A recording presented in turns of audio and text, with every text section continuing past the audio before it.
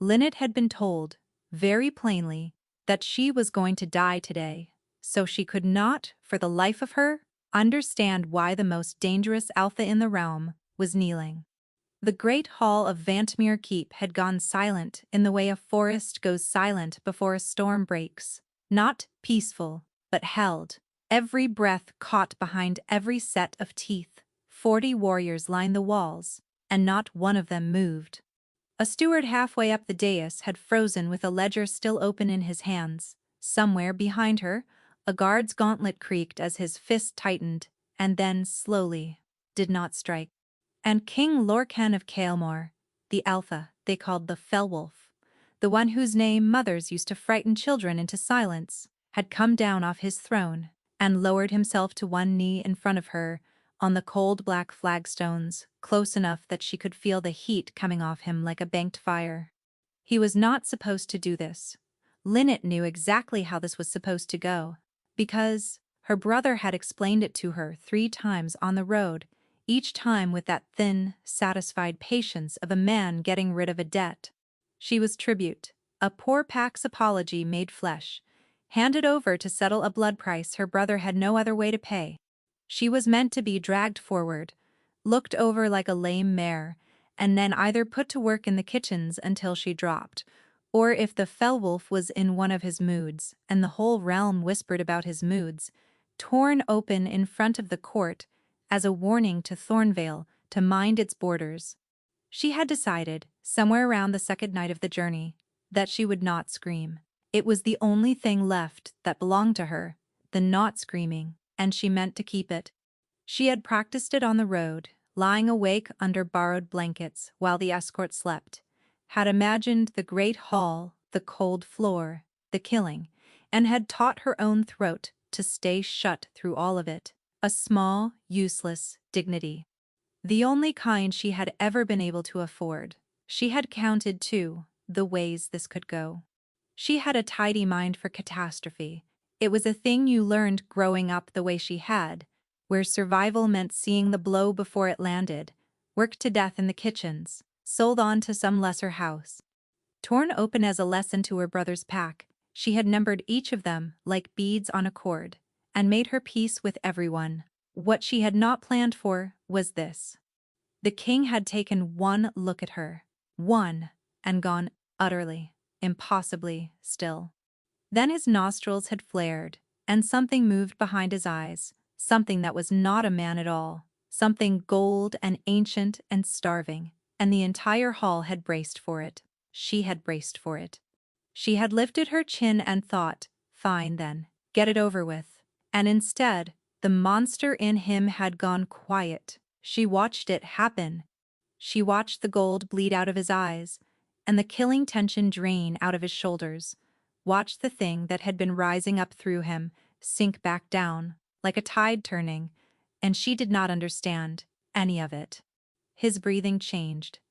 The terrible coiled readiness in his body unwound, muscle by muscle, until what knelt in front of her was just a man, an enormous, scarred, exhausted man, staring at her like she was the first water he'd seen in a year of walking the desert. "Your Majesty," someone said, very carefully. A woman's voice, off to the side. "Your Majesty, the hall is watching." He didn't seem to hear her. Linnet's heart was slamming so hard she thought he must be able to hear that instead. She had spent her whole life being looked past, by her brother, by the pack, by every set of eyes that slid off her, the way water slides off oiled leather, and now the most powerful man in the world was looking at her, only at her with an expression she had no name for, and it was so much worse than being ignored that she almost laughed. This is a mistake, she thought wildly. Whatever he thinks he sees, it isn't me. Nobody kneels for me. I'm the one who kneels. You're shaking, the king said. His voice was lower than she'd expected, and rougher, like it didn't get used often. It came out almost wondering. "It's cold, Your Majesty," Linnet managed, which was true, and not the reason, and they both knew it. Something crossed his face. The ghost of something. He lifted one hand, and the whole hall flinched. 40 warriors moving as one small, terrified animal, and Lynette did not flinch, because she had run out of room inside herself to be any more afraid, and she would think later that this, more than anything, was the moment that undid him. His hand stopped just short of her cheek, close enough that she felt its warmth. She could see, this near, the things the stories never mentioned, the gray, threading the dark of his hair, though he was surely not yet 30, the old scar that cut through one eyebrow, the bruised hollows beneath his eyes that spoke of a man who had not truly slept in a very long time. He looked, she thought wildly, less like a monster than like someone who had been fighting a monster, alone, for years, and was almost out of strength. Then his hand curled closed, and dropped, and he made himself breathe. "What is your name?" he asked. And here was the strangest part, the part she would turn over and over in the dark of every night that followed. He asked it like the answer mattered more than the kingdom behind him. Like he already half knew it. Like he had been waiting a very long time to be told. "Lynette," she said. The word landed in the silence and rippled out. She saw the king's jaw tighten, saw the woman beside the dais go very still. Saw for one heartbeat the king close his eyes, close them the way you close your eyes against a light too bright to look at, or a grief too old to carry, and she could not have said which. "Lynette," he repeated softly, like he was learning the shape of it. "My brothers sent me," she said, "because someone had to say something, because the silence was unbearable. From Thornvale, I'm the tribute to settle the debt." "He said you'd be expecting." "I have been expecting you," King Lorcan said. "For 9 years." The hall erupted in murmurs. The woman by the dais, sharp-faced, silver at her temples, a captain's pin at her collar, took one step forward, her composure cracking. "For the first time, Your Majesty," she said, low and urgent. "Lorcan, what are you saying?" But the king did not look away from Lynette. He looked at her like a man looking at a door he had given up on ever finding, and his voice, when it came, was barely above a breath. "It's you," he said. "I have looked everywhere. I had stopped believing you were real." Lynette opened her mouth. Nothing came out, because she had no idea, none at all, what he was talking about. And the most dangerous alpha in the realm was kneeling at her feet with his eyes wet and his terrible, killing wolf gone, gentle as a hound, and 40 warriors were staring at her like she had walked in carrying the moon, and her brother had sent her here to die. How, she thought, very clearly, into the roaring silence of her own head did I get here. To understand how she got there, you have to go back to Thornvale, and to the morning, 9 days earlier, when her brother told her she was being given away. Thornvale was not a pack so much as the memory of one.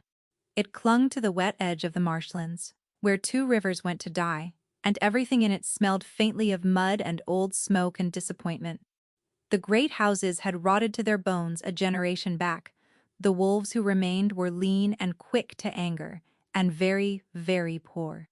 Lynette had lived there since she was small, since the year she did not like to think about, the year that lived in her memory, only as heat and noise and a hand pulling her through the dark. And in all that time, she had never once felt that the place was hers. She woke before the others, as she always did, because the kitchen fire would not light itself, and her brother did not care for a cold hearth. She moved through the dim hall on bare feet, banking coals, hauling water, her breath fogging in the gray light, and she did it the way she did everything. Small, quiet, taking up as little of the world as she could manage. It was a skill she had honed for years. If you were small enough, quiet enough, useful enough, people let you keep breathing. That was the whole of what she had learned about being alive. There had been a time, when she was younger, when she had let herself want more than that. She had watched the pack's daughters paired off and pinned with their mother's brooches, and had felt in the pit of her a small, mean ache of wanting, to be chosen, to be kept, to matter to someone past the work of her hands. She had cured herself of it the way you cure a limp, by not leaning on the leg. Wanting things in Thornvale was how you got them taken. Better to be the bird in the rafters that no one thought to cage. Her hand drifted, the way it did 100 times a day, to the cord at her throat. On it hung a little carved bird, a linnet, a marsh finch, wings folded, beak tucked, worked from a piece of pale bone, gone smooth and yellow with handling. She did not know who had made it. She did not know how she'd come to have it. It was simply the one thing that had been on her body the night she'd arrived in Thornvale as a child, half frozen and silent and unable to say where she had come from, and she had kept it the way a drowning person keeps hold of wood. The pack had taken to calling her after it, for lack of any other name she'd give them, Linnet, the little bird that turned up out of the smoke. She was setting the morning bread when Doran came down. Her brother, though brother, was a word the pack had hung on the two of them years ago, and neither had ever bothered to correct.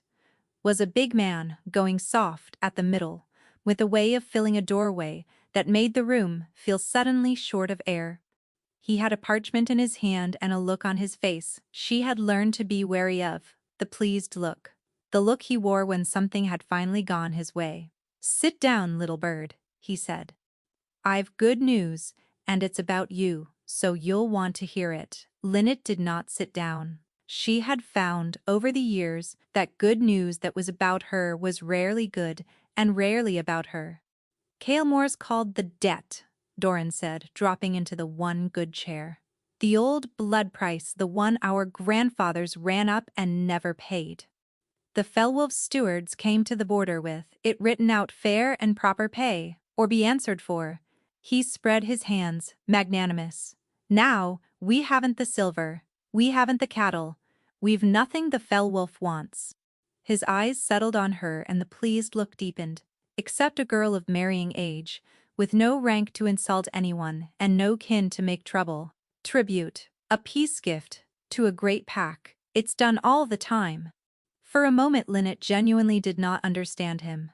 Then she did, all at once. "The way you understand the floor is gone only after you've stepped off the edge. You're sending me to Sealmore," she said. "I'm gifting you to Kylemore," Doran corrected, as though the word made a difference to the dying. "To the Fellwolf himself. Settles the debt, mends the border, and he had the grace at least to look away. Gets you out from underfoot, which the gods know is its own reward." "He kills people," Linnet said. Her voice came out very flat. "Everyone says it. The Fellwolf's gone wrong in the head since the wars. They say he's turned on his own warriors in the training yard, men he'd fought beside. They say his wolf doesn't answer to him anymore." She heard the words pile up and could not stop them. "You're not gifting me. You're feeding me to him so you don't have to pay." Doran's jaw worked. For just a moment something flickered in him that might, in a better man, have grown into shame. "He won't touch a tribute," he said. "There are laws, old laws, older than him." He stood, the chair scraping. "Pack your things. De-escort comes at dawn tomorrow. And Linnet," he paused at the door and did not turn around. "Wear something decent. First impressions." He left. Linnet stood very still in the cold kitchen, with her hands flat on the floured table, and she did not scream, because the not screaming was hers, and she meant to keep it. So, after a while, she became aware that her fingers had found the little bone bird again, and were turning it over and over, the way they did when the world tilted under her. She would think about that night for a long time afterward, the last night, the ordinary night, the bread going stale on the board, and the marsh wind crying in the chimney. She would think about how she'd lain awake and decided that whatever waited for her in the west, she would meet it on her feet. She had packed her few things into a square of cloth by candlelight, a comb, a second shift, a heel of bread for the road. The bone bird she did not pack. The bone bird she never took off. And when at last she'd blown out the candle and lain back in the dark, she had pressed it to her lips. Once, the way she had as a child, and whispered, the only thing that had ever felt like a prayer to her, words she did not know the source of, words that simply lived in her mouth. She had no notion why they comforted her. They had comforted her all her life. She did not yet know that 9 days' ride to the west, in a cold keep above the moors, a king who had never met her was at that very hour sending out the last of a long line of riders, ordering them once again to search the marshes. The marshes, always the marshes. She came out of the marsh country, I know it, for a girl no one believed existed. She only knew that at dawn the riders came, in the gray and iron colors of Sealmore, and that their captain, a hard-faced woman with silver at her temples, looked at Linnet on the doorstep for a long, strange moment before she spoke. "You're the tribute," the woman said. "I am." The captain's eyes moved over her face, her hands, and then, oddly, snagged for half a breath on the cord at her throat before lifting away. Something passed behind her expression that Linnet couldn't read. "Huh," the captain said, very quietly, to no one. "The king's orders were specific. I didn't think we'd—" She stopped herself, straightened. "Mount up. It's a long road, and His Majesty does not like to be kept waiting."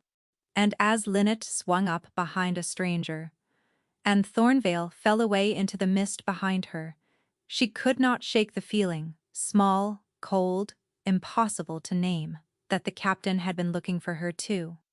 The road west took 9 days, and with every one of them the country changed, and so did the way people spoke of where she was going. In the marshes, the Fellwolf was a story to frighten children. By the 3rd day in the river towns, he was a story grown men crossed themselves against. By the 6th, climbing into the high cold moors that were Sealmore's own country, he had stopped being a story at all and become something worse, a fact, spoken of in low voices, with the doors shut. "Don't speak of the king here, a woman in a way house," hissed at her, when Linnet asked an innocent question. "The walls in this country have ears, and the king's hearing is the worst of all." Linnet learned, in pieces, what waited for her. The Fellwolf had not always been the Fellwolf. He had taken the throne young, after the wars that had hollowed out half the packs of the realm, and for a time he had been merely a hard king in a hard age. But something had gone wrong in him. 5 years past 6, the tellings disagreed, and since then his wolf had begun to slip its leash. He lost hours. He woke in places he did not remember walking to wed. Twice, men said his own wolf had risen in him without his leave, and shed blood he never meant to shed, and each time it took more of his warriors, holding on with all their strength, to drag him back into the shape of a man. The healers had no name for it. The court called it, when they dared call it anything, the fraying. The river folk had grimmer names. They said the king's wolf had grown too large for the man to hold. The way a hound bred for war will one day turn on the hand that feeds it. They said that each time it took him, it took a little more and gave a little less back, and that one of these nights it would not give him back at all.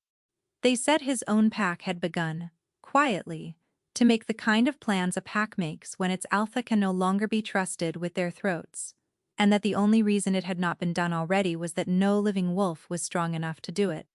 "And it's getting worse," the silver-haired captain said, the night before they reached the keep.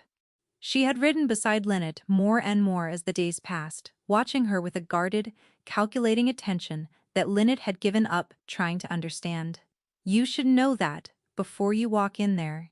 Whatever you've been told, it's worse than the telling." "Then why am I being given to him?" Linnet asked. The fire popped between them. "If he can't even. If his wolf does what it likes, why bring a tribute at all? What's a girl to a man like that?" The captain, her name was Bryn, Linnet had finally learned, and she was the king's second, his beta, the one person in the realm the Fellwolf still seemed to heed, looked at her across the flames for a long moment. "That," Bryn said at last, "is a very good question." And she would say no more. They came to Vantmere Keep, at dusk on the 9th day. It rose out of the moor like a thing that had grown there, all black stone and narrow windows, ringed by walls. A wolf could not have leapt in 3 bounds. Linnet's escort rode in under a gate that could have swallowed her whole village, and the warriors in the yard stopped what they were doing to watch her pass. And the silence that spread out behind her was the silence she would later come to know so well, the held breath of people waiting to see something terrible. She was given no time to wash, no time to eat, no time to do anything but be hauled down off the horse and walked, on legs gone numb from 9 days riding, straight into the great hall where the king held court. And the rest you already know. The kneeling, the stillness, the wolf in him rising up, and then, against everything anyone in that hall had ever seen, sinking back down, his low, rough voice asking her name like the kingdom hung on it. I have been expecting you for 9 years. It's you. I had stopped believing you were real.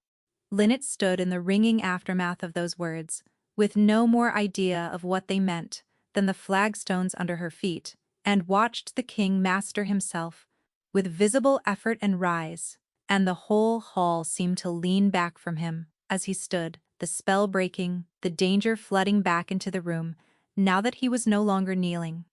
"Clear the hall," King Lorcan said. No one moved. Clear the hall.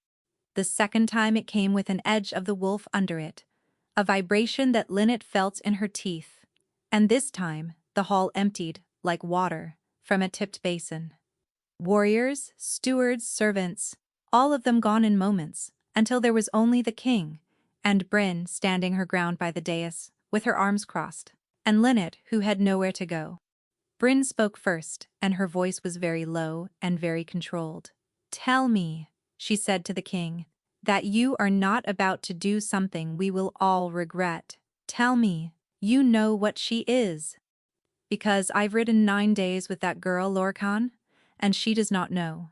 Whatever you think you found, she doesn't know it." "I know," the king said. He was still looking at Lynette. He had not stopped looking at Lynette. "Bryn," her scent. His voice cracked on the word. "After all this time, it's her, the girl from the fire, the one who—" He stopped, swallowed. "I would know it anywhere. I have spent 9 years trying to find it again." Lynette's skin had gone cold, all over. "I don't know what you're talking about," she said. Her voice came out smaller than she wanted, and she hated it. "I'm sorry, Your Majesty, truly. But you've got the wrong girl. I'm nobody. I'm a kitchen drudge from a dead pack at the end of the world. I've never been here. I've never met you. There's no fire. I don't." But even as she said it, something turned over in the deep of her, in the part of her that lived behind the years she did not let herself remember, heat and noise, and a hand pulling her through the dark, and her fingers found the bone bird at her throat without her telling them to, the way they always did when the floor went out from under her. She saw the king's gaze drop to it.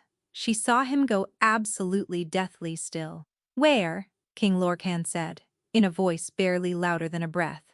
"Did you get that?" Bryn's head snapped around. The king had gone bone white.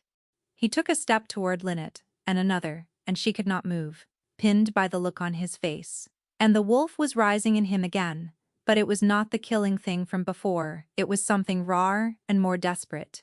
And Lynette's heart was a wild bird, beating itself against her ribs, as the most dangerous alpha in the realm crossed the empty hall toward her, with his eyes fixed on the little carved bird she had worn her whole remembered life. "This," she whispered, her hand closing over it. It's nothing, it's just mine. It's the only thing that's ever been.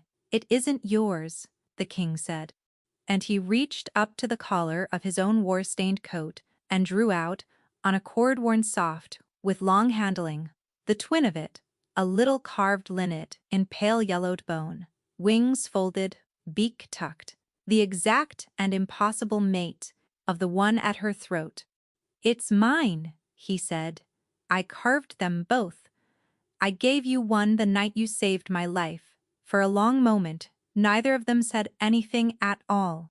Lynette stared at the little bird in the king's huge scarred hand, and the little bird at her own throat, and the two of them were so plainly a pair. The same hand had made them, anyone could see it, the same small, clumsy, loving cuts of the same small knife, that the floor of the world seemed to drop a foot beneath her and leave her hanging. "That's not possible," she heard herself say. It's the only thing that is possible, the king said. I've held it every day for 9 years. I'd know its other half in the dark by touch alone. His hand was trembling, she realized. The fell wolf's hand. The hand the whole realm feared.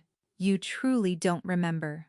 I don't remember anything, Lynette said. And to her horror, her voice broke on it, because it was the truest and most shameful thing about her, and she had never said it aloud to a living soul.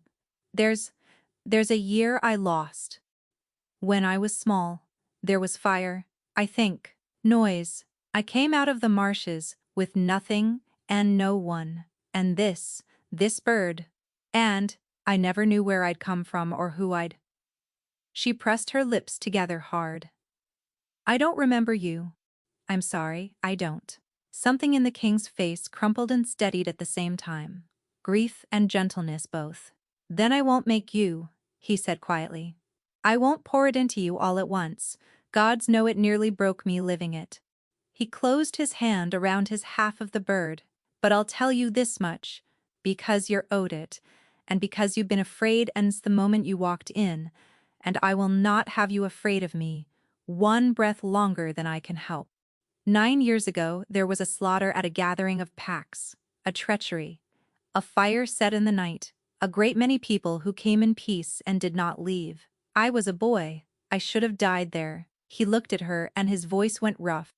A girl smaller than I was pulled me out of it. Through the smoke, through the dark, by the hand. She hid me in the marsh reeds while the killers passed, close enough that I felt their breath. And when it was over, and they were gone, before her own people found her and swept her away in the chaos, she gave me. He opened his hand again, the bird sitting in his palm like a held breath. She gave me half of a pair of birds because I was crying, and she said, little birds always find their way home, Lynette whispered. The words came out of her before she knew she had them.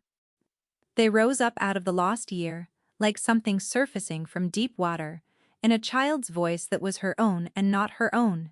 And the moment she heard herself say them, she began, helplessly, to shake. The king made a sound like he'd been struck. You remember? He breathed. I don't know what I remember. And the wolf came up in him. It happened fast, faster than the slow gentling in the hall, faster than anything she'd been warned of. A great shudder of gold flooding his eyes and the air around him going thick and hot, and Lynette understood in a sick rush that whatever had just broken open between them. Some flood of feeling too vast for a man's body to hold, and the wolf was rising to take the weight of it. His shoulders bowed. A sound tore out of his chest that was not a human sound. The little bird fell from his opening hand and bounced on the flagstones. And somewhere behind her Bryn was already moving, shouting for the guard, and Lynette thought, with the strange, clear calm of someone watching it all from very far away. So this is how it happens, this is how the fell wolf kills, and the last thing I'll ever do is remember him. She did not run. She reached out instead, the way the child in her had once reached through the smoke, and she put her hand flat against the center of the king's heaving chest, and she said, I'm here. I found my way home. I'm here. And the wolf went still. The gold drained out of his eyes between one breath and the next. The terrible heat banked. His whole vast frame shuddered once, twice, and then sagged. And the most dangerous alpha in the realm bowed his head over the small hand pressed to his chest and simply, silently, came apart, his shoulders shaking, his breath ragged, years of something he had no name for pouring out of him in the empty hall. Bryn skidded to a halt, 3 feet away with her sword half drawn and the guard at her back, and she stared at the two of them, the broken king and the marsh girl holding him up with one hand, and very slowly, she sheathed her blade. Hold, she told the guard in a voice gone strange. Hold. Nobody touched them.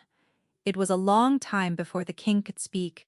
When he finally lifted his head, his eyes were red and clear and entirely his own, and the look he gave Lynette was so naked that she had to make herself not look away.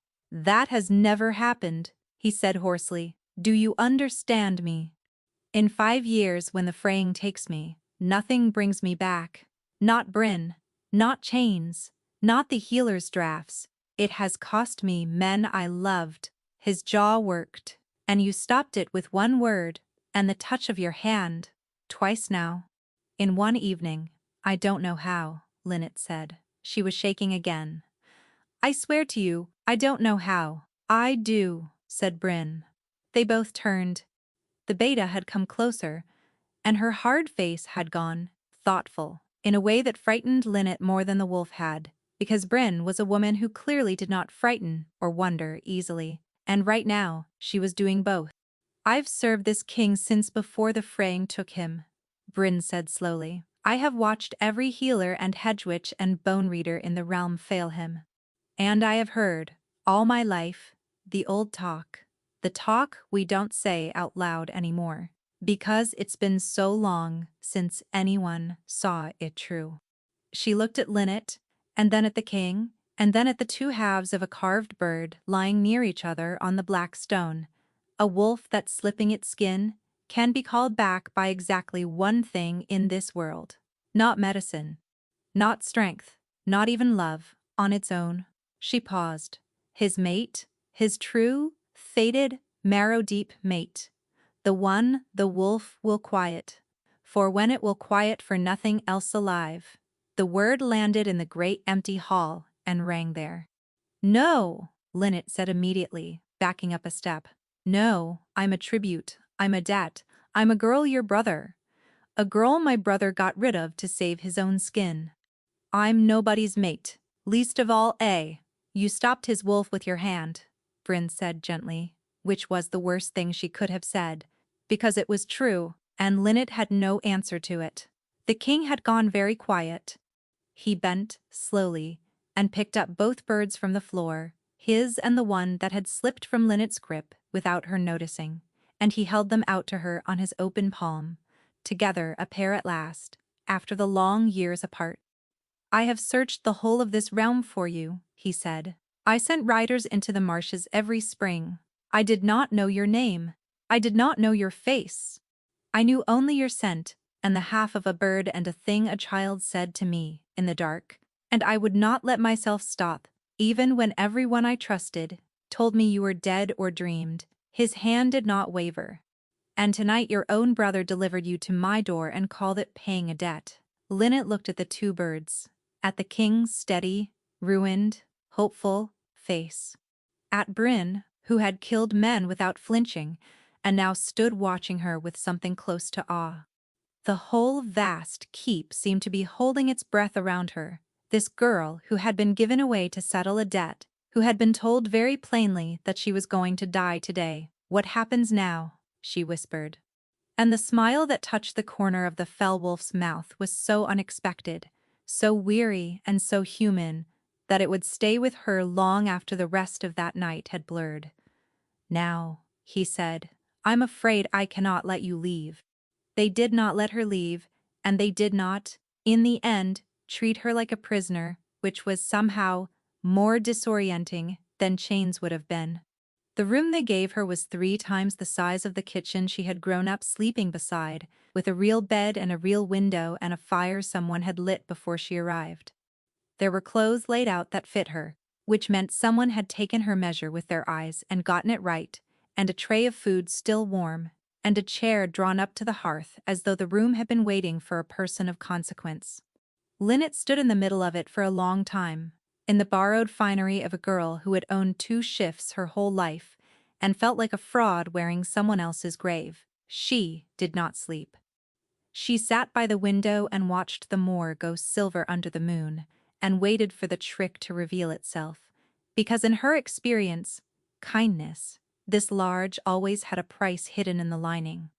The price arrived in the morning, in the shape of a small, fierce old woman who came in without knocking and looked Lynette over the way a butcher looks over a joint.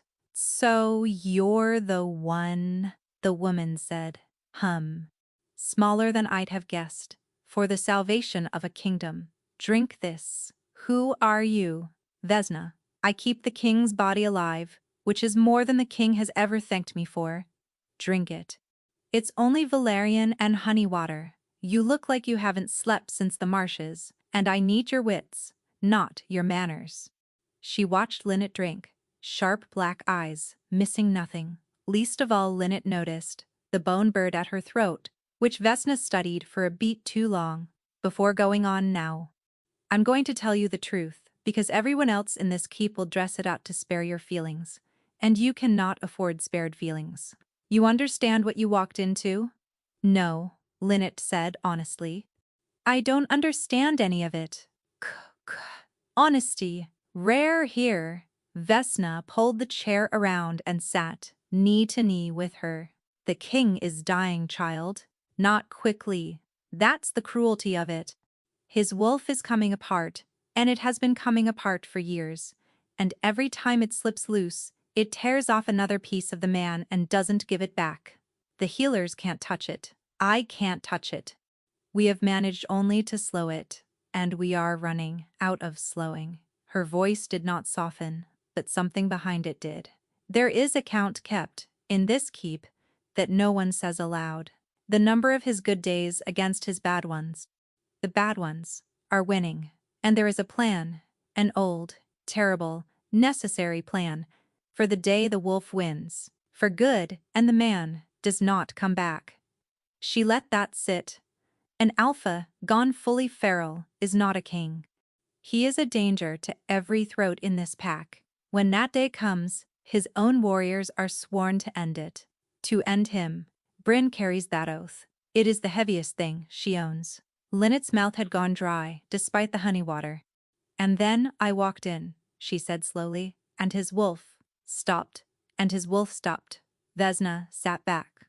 For the first time in 5 years, child, in front of 40 witnesses, the fraying reversed at the sight of you. Do you know what that means? It means the blade Bryn carries can stay in its sheath. It means the count starts over. It means a kingdom that had begun, quietly, to grieve its king may not have to. Her eyes were very bright. It means you are, at this moment, the single most important person in this realm. And not one of these fools has the wit to tell you so plainly. So I'm telling you. There now, you know what you're worth. Linnet had to look away, out the window at the bright, cold moor, because she did not have anywhere inside herself to put a sentence like you are the single most important person in this realm. It did not fit through the door her life had built. She had spent 20 years learning to be worth nothing so that no one could take anything from her, and this old woman had just walked in and undone the lesson in a breath. And it hurt, the way blood hurts, coming back into a limb you'd let go numb. I don't know how I do it, she said. I don't even know what I'm doing. No one does. That's rather the point of a fated bond. It doesn't ask your leave. Vesna stood brisk again. Which brings me to the arrangement. Since arrangement there must be. You'll stay near him, especially at night. The fraying always reaches deepest at night, when the man's guard is down. You needn't do anything. You need only be there, close enough that the wolf knows it. We'll learn the rest as we go. At the door she paused. He'll hate it, by the way. He'll hate needing you. He has spent his whole life refusing to need anyone.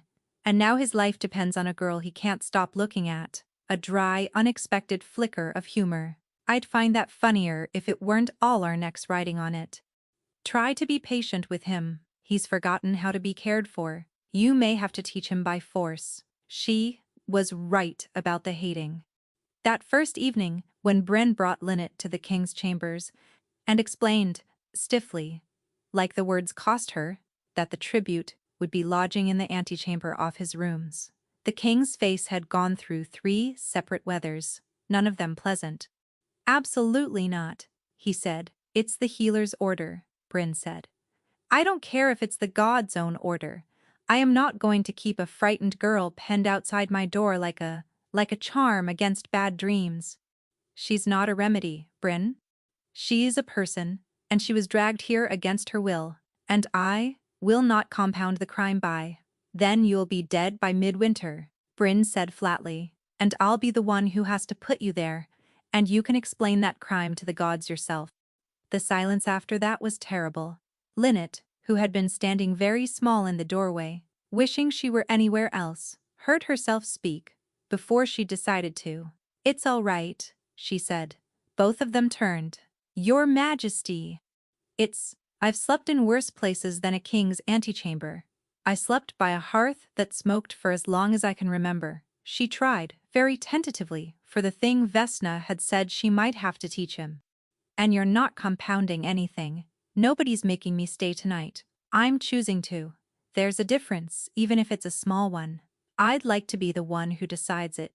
Something in his face eased, not all the way, but enough. "There's a difference," he agreed quietly. "All right, you decide it." He scrubbed a hand over his face, and for an instant the exhaustion showed all the way through, vast and bone-deep. "I'm sorry. For all of it. You should be home, wherever home would have been for you if the world had been kinder. Instead, you're standing in a dying man's doorway because your brother couldn't count his coin." His mouth twisted. "When this is over, whatever over turns out to mean, you'll have your pick of it. Land, silver. A pack of your own if you want it, a name no one can give away.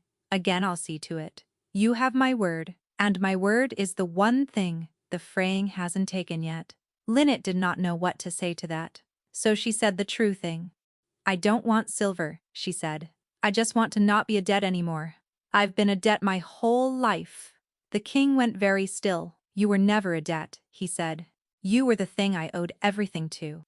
"There's a difference there as well." He turned away before she could answer, toward the cold window. "Sleep, Lynette. I'll be just through the door.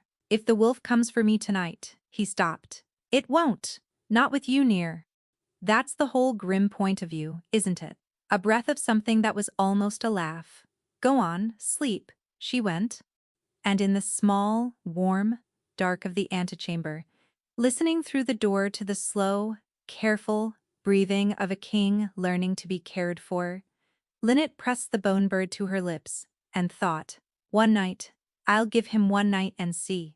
She lay a long while in the unfamiliar softness, turning Vesna's words over like stones in her hand, the single, most important person in this realm, testing each one for the trick, and finding, to her bewilderment, none. Through the door the king's breathing slowed and deepened and did not break. No tide, no gold, no animal sound in the dark. Just a man sleeping, because she was on the other side of a door. She had never in her life been the reason something went right. It was, she decided, a feeling a person could get dangerously used to.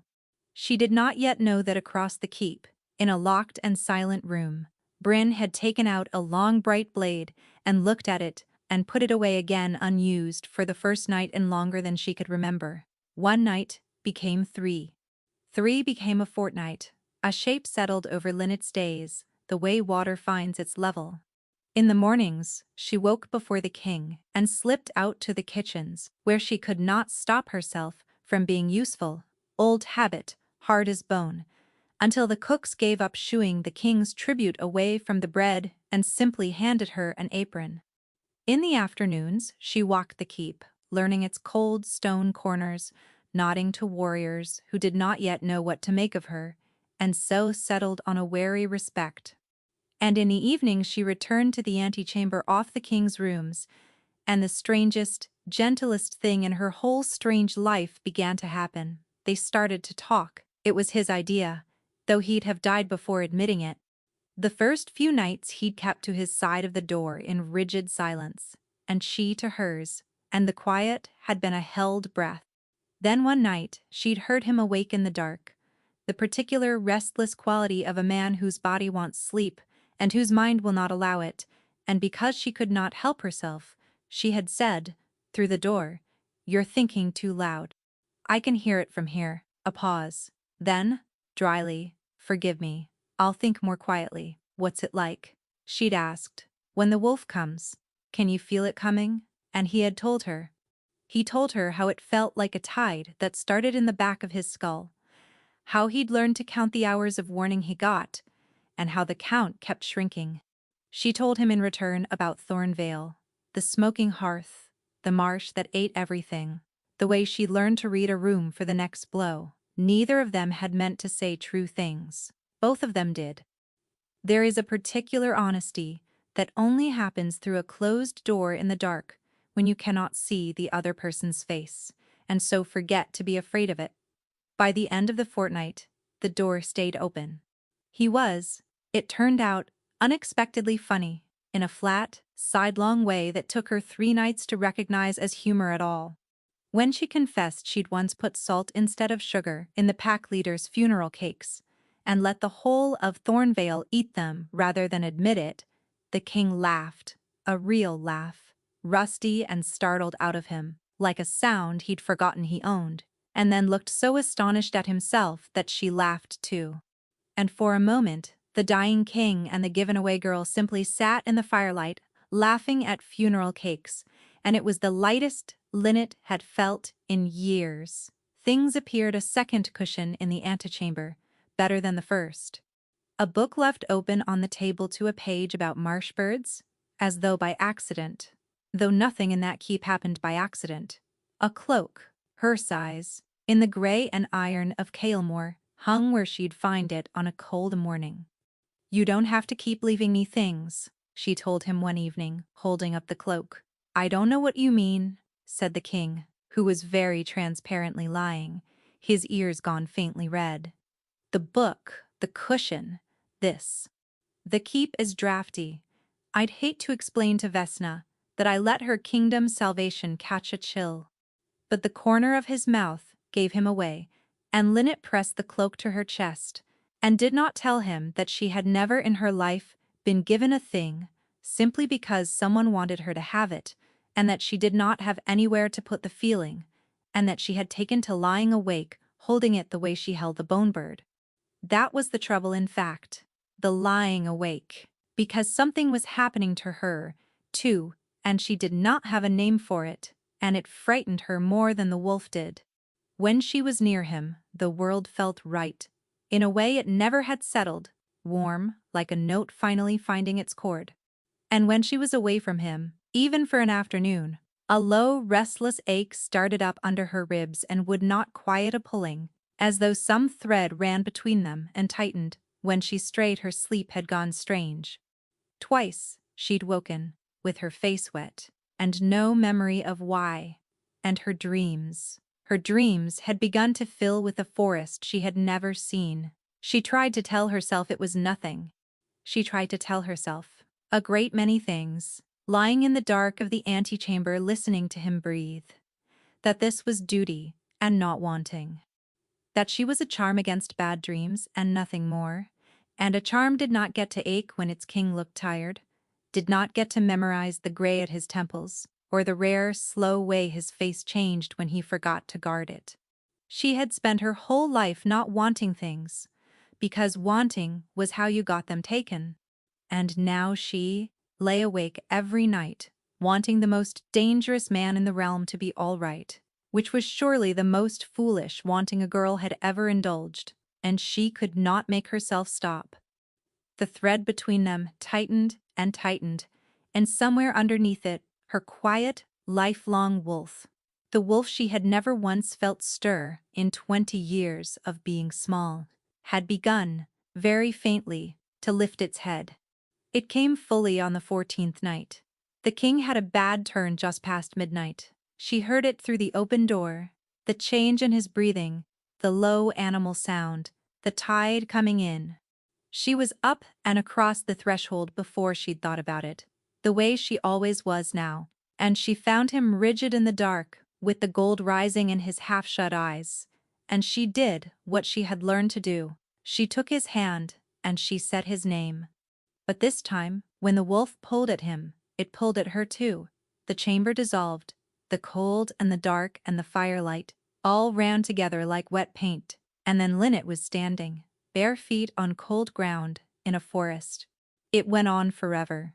Vast black pines under a moon too large and too bright, the light coming down, silver and absolute, and a silence so complete it pressed on her ears.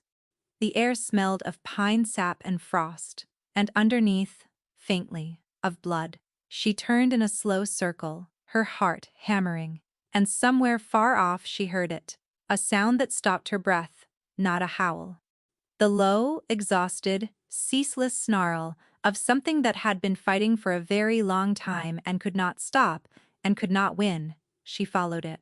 She did not know why she followed it. Her feet simply went, soundless on the silver needles, between the great trunks, deeper into the wrong bright wood. The forest seemed to lean over her as she passed, the pines impossibly tall, their lowest branches lost somewhere up in the dark, above the reach of the moon. Nothing else moved. No owl, no wind, no small living thing. Only her, and the snarl pulling her on, and the smell of blood growing stronger the deeper she went. She passed a place where the silver needles were churned and dark and torn, as though something had thrashed there for a long time, and then another, and another, a whole trail of them, the ground itself scarred with years of struggle. Then the trees opened, and she saw. In a clearing flooded with moonlight stood a wolf. It was enormous, black as a hole in the world, and it was bound. Living briars wound it around, thorned, dark, thick as her wrist, looped over its shoulders and haunches and throat, growing out of the very ground to hold it, and the wolf was tearing against them with the last of a strength that had clearly been failing for years. And the briars were winning. Every lunge drove the thorns deeper, every struggle drew the loops tighter. Its black coat was matted dark where the barbs had bitten, and its eyes, when they rolled toward her, were the king's eyes, gold and agonized and so terribly, knowingly tired. And Lynette understood, all at once, and with a horror that buckled her knees, that this was not a dream at all. This was him, the truest, deepest him. This was what the fraying looked like from the inside. A wolf strangling slowly in thorns, it could neither escape nor name. For years, every single night, alone. Oh, she breathed. Oh no. No, no. The wolf went. Still at the sound of her voice, its great head came up. The gold eyes fixed on her, across the silver clearing, and something moved in them. Not the killing thing. Never the killing thing. Not with her. But a recognition so vast and so desperate that she felt it land in her own chest like a blow. The wolf made a sound she would never forget as long as she lived. A low, broken, hoping sound. The sound of something that has been alone in the dark for 9 years and cannot believe the dark has finally answered. And as Lynette took one step toward it, into the moonlight, she saw the thorns clearly for the first time, saw what they were made of, what each black barb truly was, and the breath went out of her entirely. Every thorn was shaped like a small, folded bird. She woke gasping on the floor of the king's chamber, with his hand crushing hers, and his voice saying her name over and over, like a man hauling someone out of deep water. Lynette! Come back. Breathe. There. Breathe. She breathed. The forest let her go all at once, and the cold stone room rushed in the dying fire. The king kneeling over her with his face gone gray with fear. The gold entirely fled from his eyes. He was himself. She had pulled him back again. But she had gone somewhere, doing it, somewhere she was never meant to go, and they both knew it the instant she opened her eyes, because the first thing she said was not what happened, but, "The thorns are birds, the thorns that bind you. They're shaped like birds, like mine." The king recoiled, as though she'd struck him. "You saw it," he said. Not a question. His voice had gone hollow. "You were in it. Gods." "Gods? No, you weren't supposed to. No one's ever." He let go of her hand and stood backing away, and the distance between them opened like a wound. "Vesna," he said to the dark. "I have to send for Vesna." "You can't. If the bond is pulling you in, if it's dragging you down into it with me, then this stops. This stops tonight."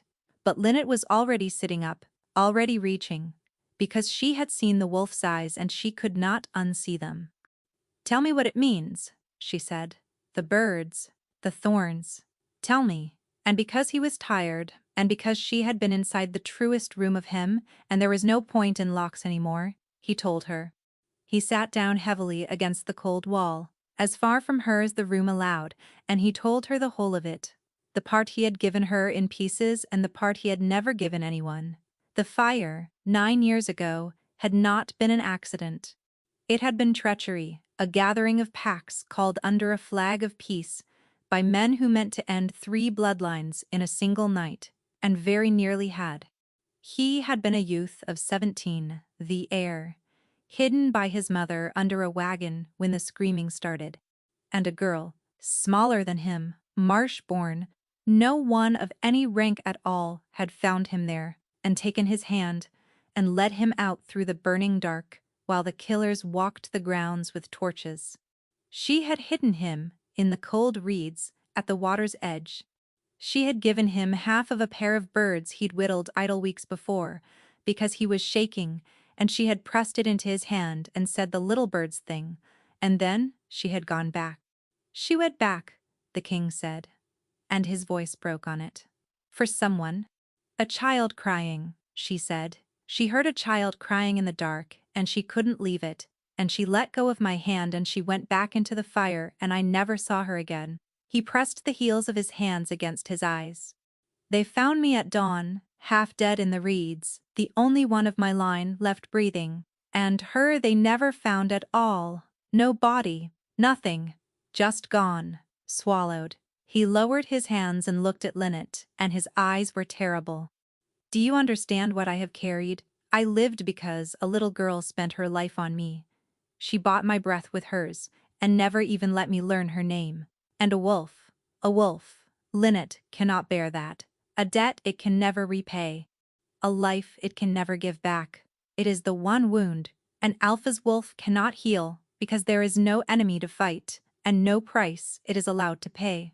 His jaw worked, so it turns on itself, year after year.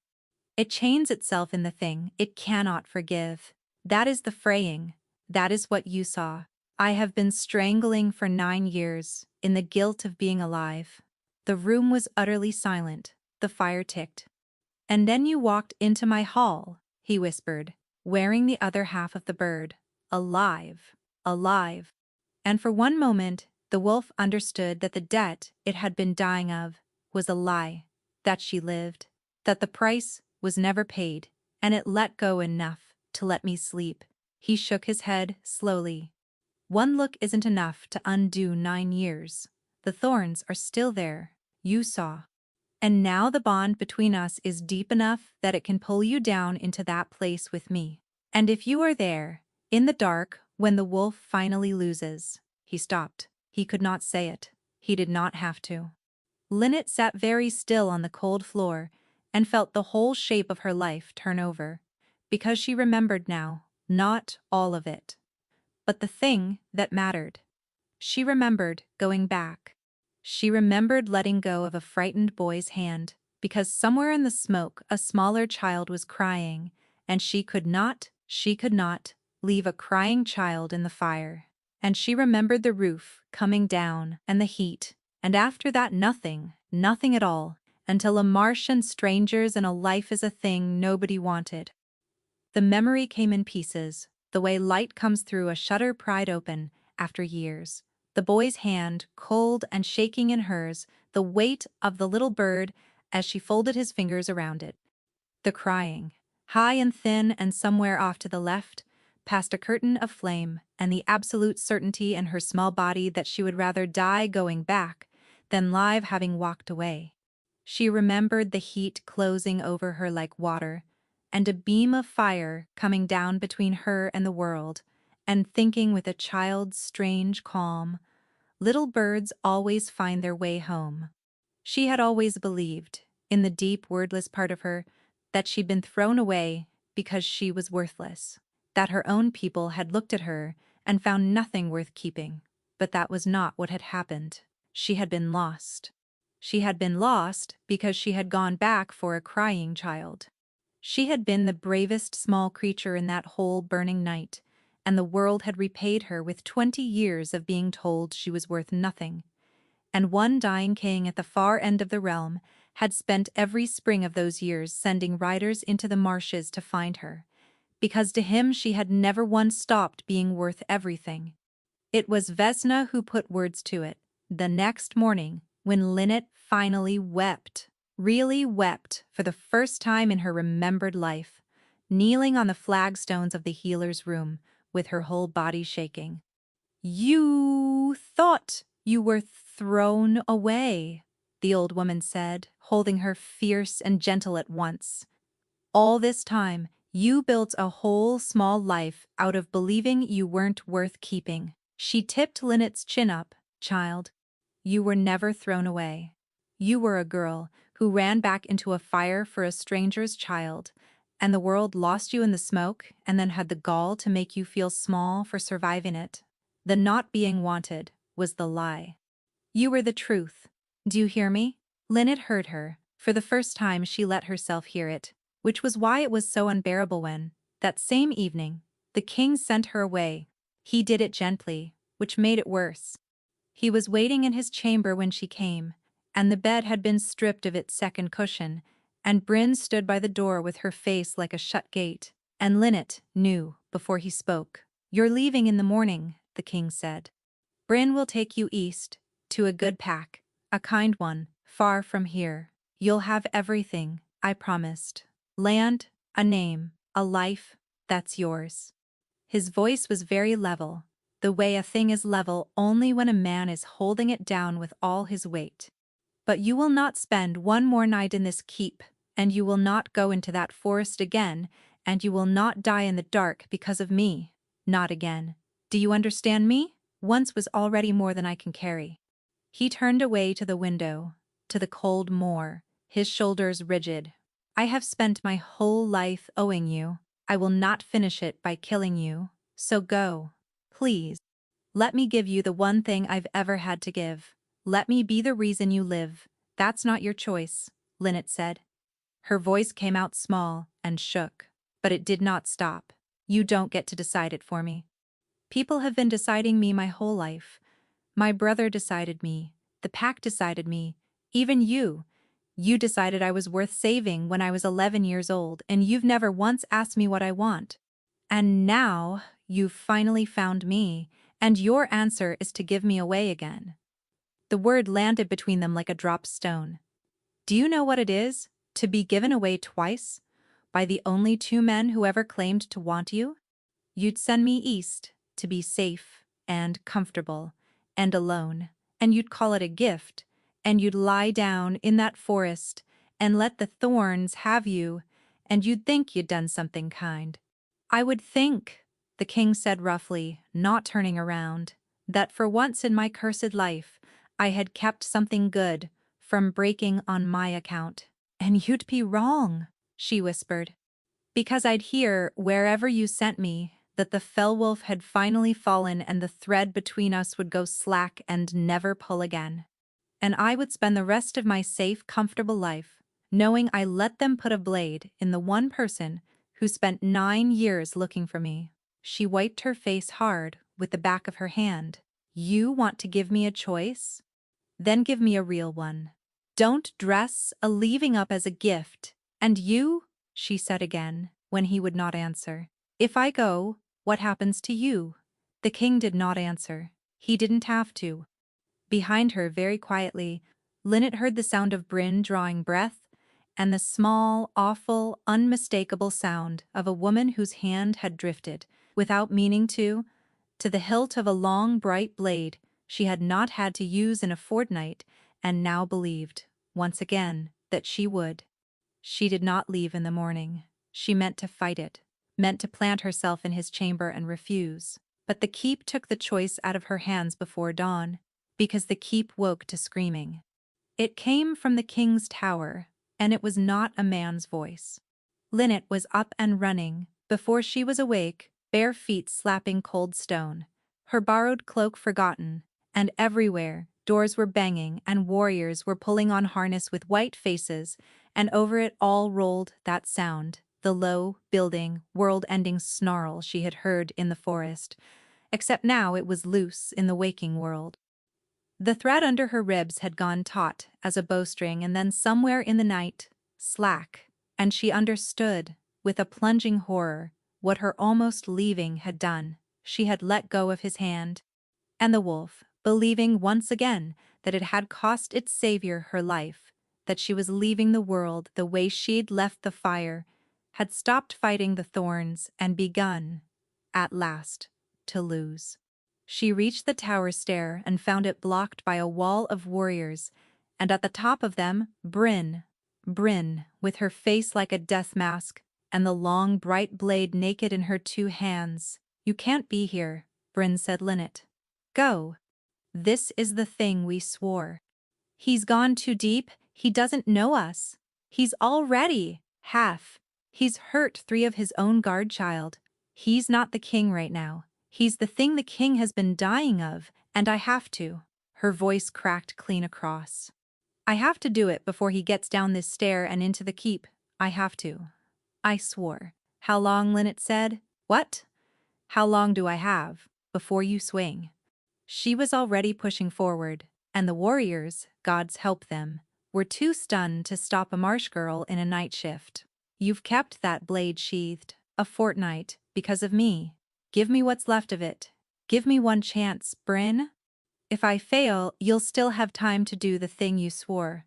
But if you swing now, you'll never know what I could have done, and you'll carry that instead of this, and I think you've carried enough." For one terrible heartbeat, Bryn did not move. Then, she stepped aside. "Minutes," she said hoarsely. "That's all. The moment he sets foot off the top stair, I end it. And not you, nor the gods will stop me. Minutes, Linnet. Run." She ran. He was in the high chamber, and he was barely a man anymore. He stood half-shifted in the gray dawn light, huge and wrong, his shape sliding between forms, his eyes wholly gold and wholly empty of anything she knew. And when he turned them on her, there was no recognition in them at all. Only the blind, suffering fury of a creature that has been in pain beyond bearing for longer than it can remember.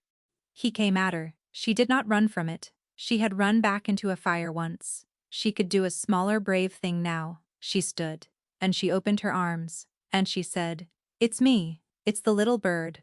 Come find me." And she caught his terrible shifting head against her chest as he hit her, and the force of it drove her to her knees, and the world dissolved into silver and pine. The forest was dying. That was the first thing she understood. The wrong bright moon had gone dim and red, and the great pines were gray and leafless, and the wolf in the clearing was down on its side, in the churned and bloody needles, no longer even fighting. The black briars wound so tight around it now that it could not have risen if it tried. The bird-shaped thorns had grown monstrous, dozens of them, hundreds, a whole cruel forest of folded birds biting into its hide. And the great creature simply lay there under them and breathed in long, failing shudders, its gold eye half-lidded, its strength all but gone. "No," Linnet said. "No, you don't. Look at me." The eye rolled toward her. There was no hope left in it. That was the worst thing, worse than the thorns, worse than the blood. The hoping was gone.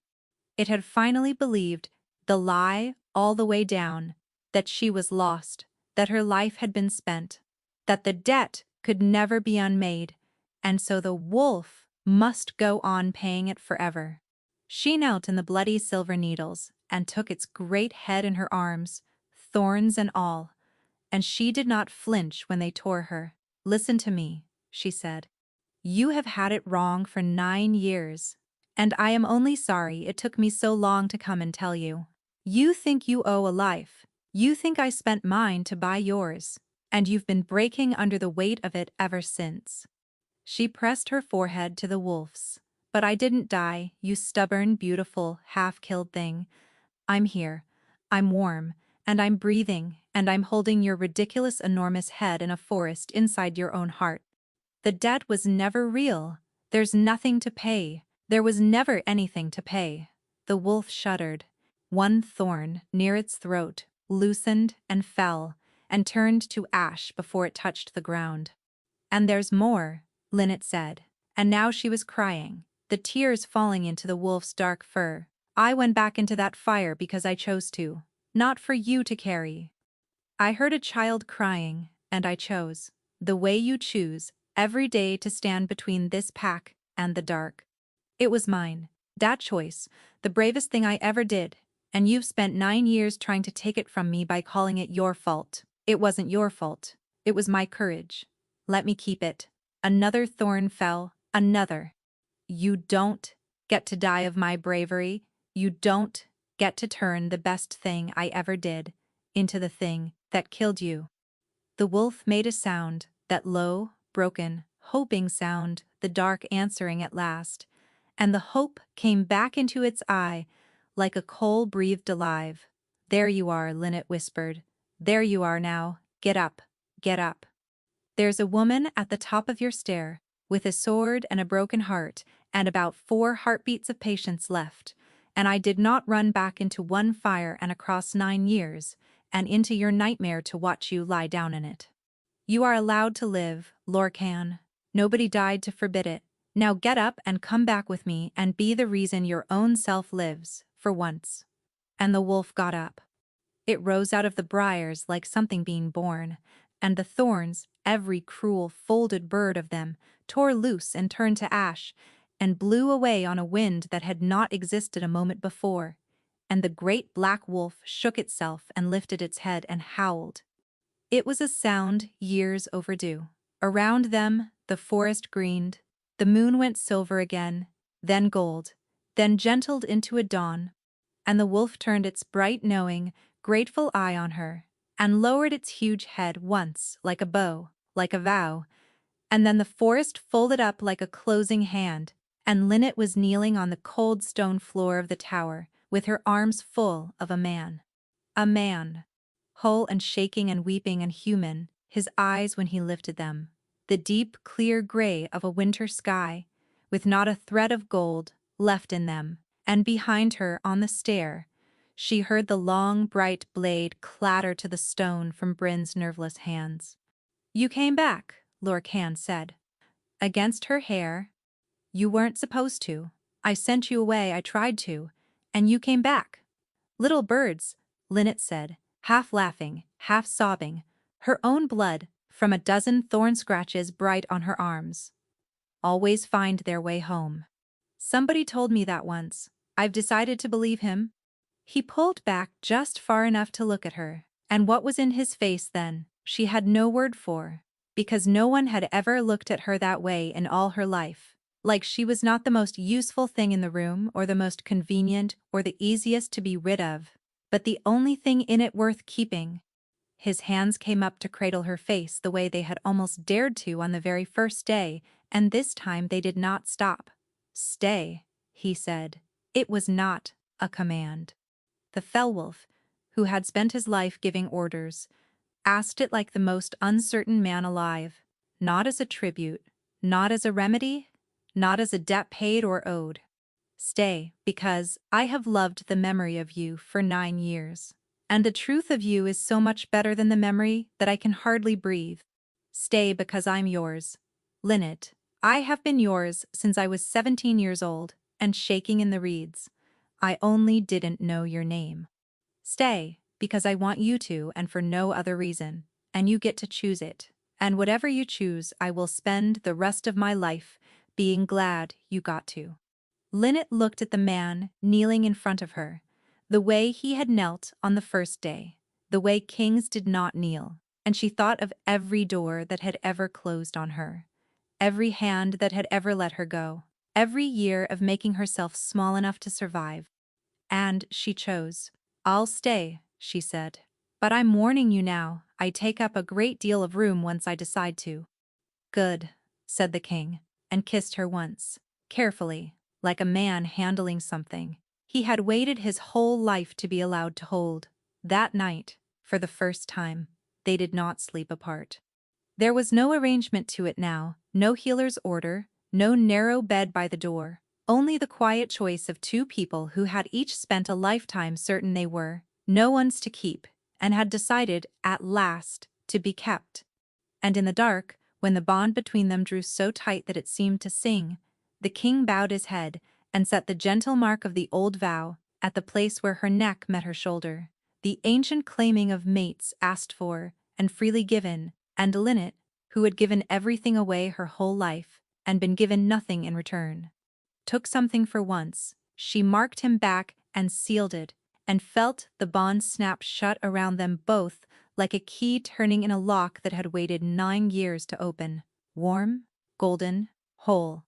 He slept that night without thorns, without tides, without gold, his savior beside him, and her heartbeat steady against his own. And for the first time since he was a youth of 17, King Lorcan of Kael'mor did not dream of fire. The curse did not lift all at once, because nothing worth healing ever does. Lorcan still walked the forest in his sleep some nights, but the thorns were gone now, and the wolf ran free under a silver moon, and more often, Lynette found that she ran there beside it, a small swift creature with marsh-brown fur who had finally, at 20 years old, met her own wolf and found her unafraid. On the hard nights, she simply held him until the woods went quiet. On the good nights, and there were more good nights than bad ones now, the Count had turned at last and kept turning. They did not go to the forest at all, and slept the plain, ordinary sleep of people who are no longer dying, which Lorcan insisted with great seriousness was the finest luxury in his kingdom. The court took it about as well as Vesna had predicted, which is to say poorly, at first. A marsh-born tribute, with no name and no blood, raised up to stand at the fell-wolf's side. There were lords who choked on it, and whispers that followed Lynette down the cold halls. She found to her own surprise that she did not shrink from them. A woman who has run back into a fire does not have much shrinking left in her. They'll learn, Lorcan told her, the night before they stood up together, before the whole of Sealmore, and sealed in daylight what the dark had already sealed. And if they don't, they may take it up with their king, who is, I am told, on good authority, unreasonably, irreversibly fond of his mate. They did learn. It is remarkable how quickly a court learns to love a queen once it sees its king sleep soundly, for the first time in 9 years, and grasps exactly who it has to thank. As for Doran of Thornvale, he came west eventually, when word reached the marshes that the disposable sister he'd handed over to settle a debt now wore Sailmore's grey and iron at the king's right hand. He came with gifts and grievances, and a speech, no doubt, about brotherly affection. Lynette received him herself, in the great hall, from the very dais where she had once knelt, expecting to die. She did not have him punished. She found she did not need to. She simply let him stand there, small in the enormous room, and understand, slowly, completely, exactly, what he had thrown away.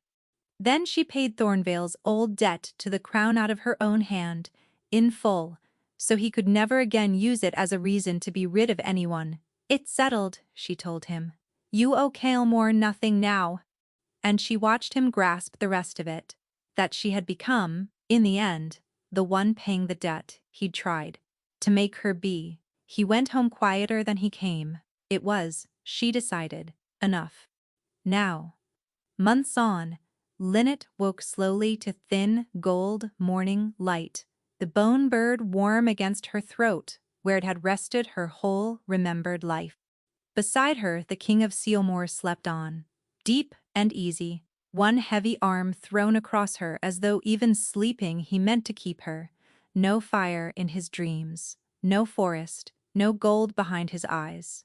On his own cord, against his chest, the bird's twin rose and fell with his breathing, 2 halves of a pair, finally in the same bed. After the long way round, she had spent her whole life certain she was no one's to keep. She had been, it turned out, the most kept thing in the world, searched for across 9 years and a whole grey realm by a man who never knew her name. She just hadn't been home yet to hear it. Lynette settled back against him, and his arm tightened in his sleep, and she closed her eyes, and the 2 little birds breathed quietly together in the gold of the morning. And that, at long last, was where she stayed.